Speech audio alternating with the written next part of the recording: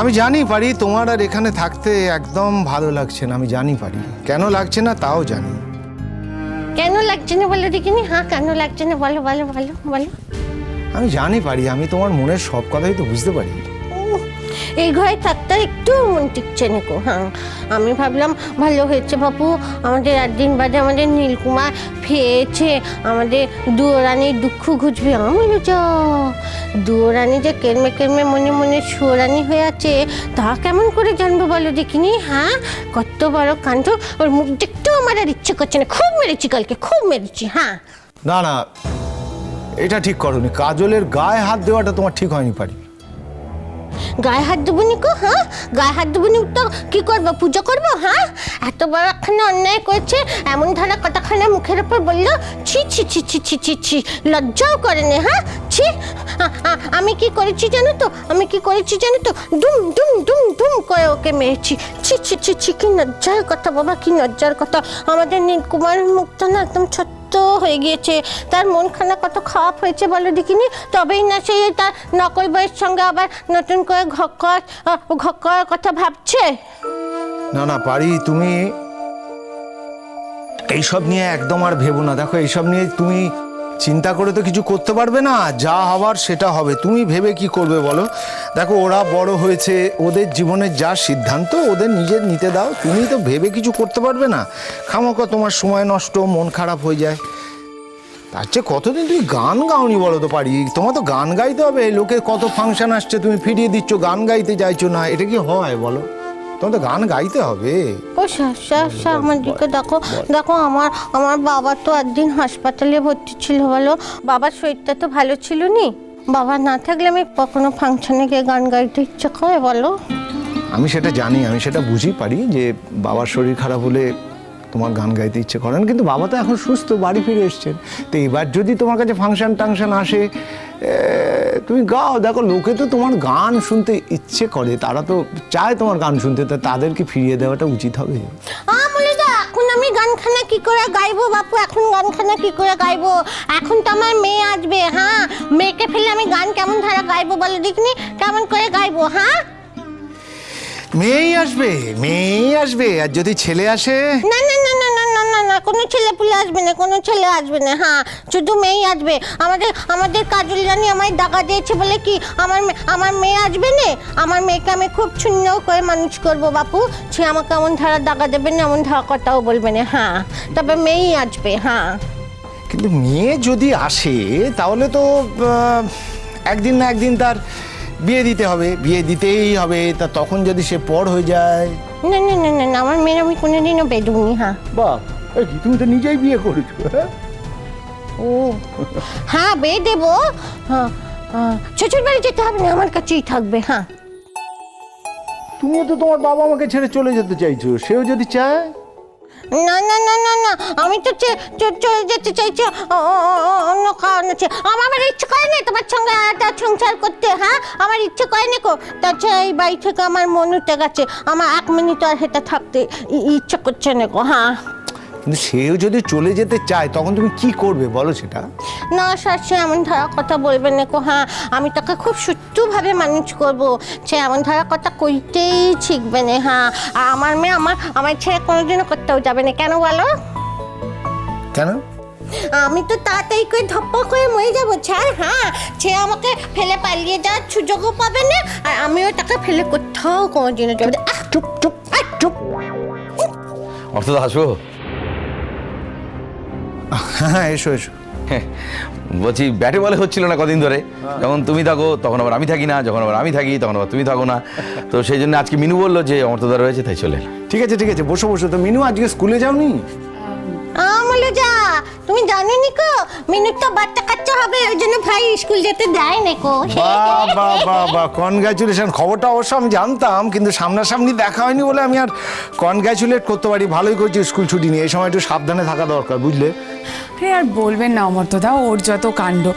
আমাকে জোর করে ছুটি নেওয়ালো এই 3 মাসের জন্য, কোনো মানে আছে বলুন? না না, একদম উচিত কাজ করেছো তুমি, একদম ঠিক কাজ করেছে। এই সময় একটু রেস্ট নেওয়া, সাবধানে থাকতে হয়। তোমাকে একটু শুকনো লাগছে আজকাল জানো। না আমার কিছুই হয়নি, তবে আজ কিন্তু আমি এসেছি আপনার সঙ্গে একটা অন্য কথা বলবো বলে। আসলে আমরা শুনলাম অমর্তদা যে তোমরা নাকি এই বাড়ি ছেড়ে চলে যাবে।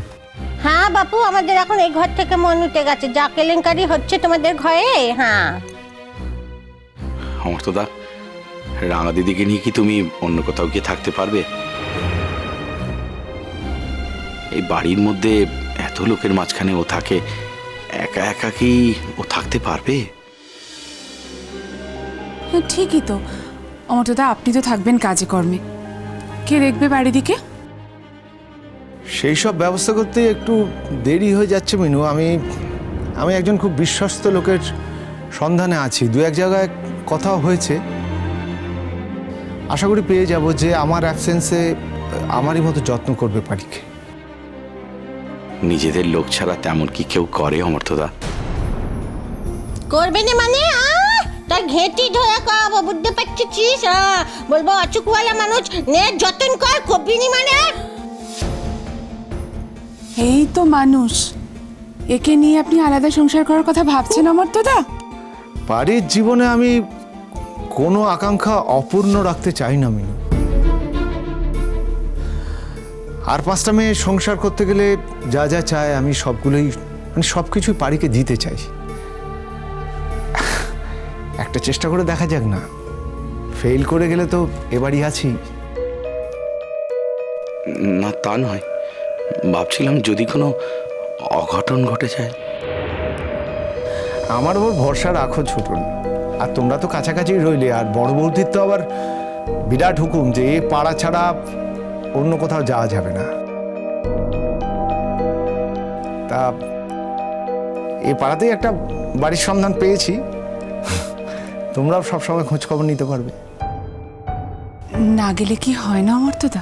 আই বাধা দিসনি, নিজে বয়ের সঙ্গে জমিয়ে সংসার করছে, আমাকে বলছে যে আমার বয়ের সঙ্গে সংসার করতে হবে না। আমার ইচ্ছে যায় না কো আমার বয়ের সঙ্গে ঘর করার, ব্যাগড়া রানী ব্যাগড়া দিতে ইচ্ছে। যা দেখি নিকে যা।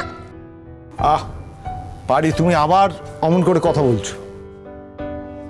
আচ্ছা পারিদি, তুমি যদি এ বাড়ি থেকে চলে যাও তাহলে আমারও যে আর এ বাড়িতে থাকতে ইচ্ছে করবে না, সেটা তুমি বুঝবে না?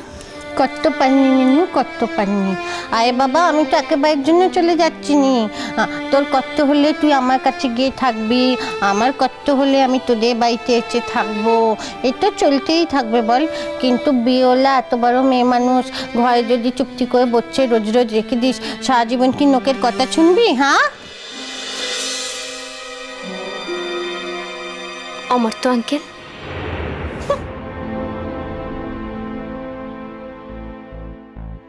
হ্যাঁ বলো, কি ব্যাপার?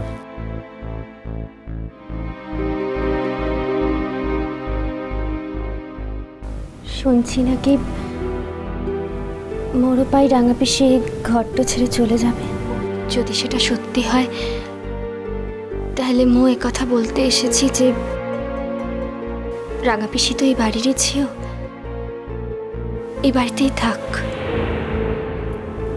মো না হয় এই বাড়ি ছেড়ে। সে তো তোমায় যেতেই হবে কাজল।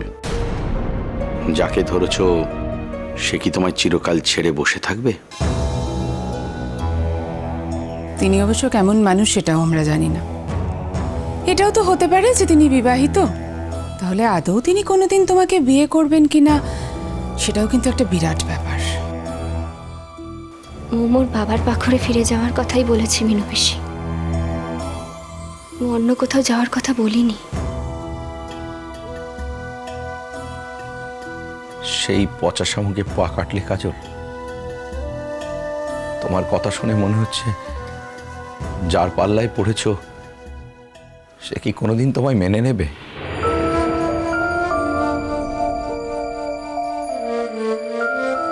একটু ভুল বললে ছোটকা। যার পাল্লায় পড়েছি সে মতে মেনে নিতে চায়, সারা জীবন ধরে মতে মেনে নিতে চায়, কিন্তু মু তার পাখরে আর কোনোদিন যেতে পারবো না।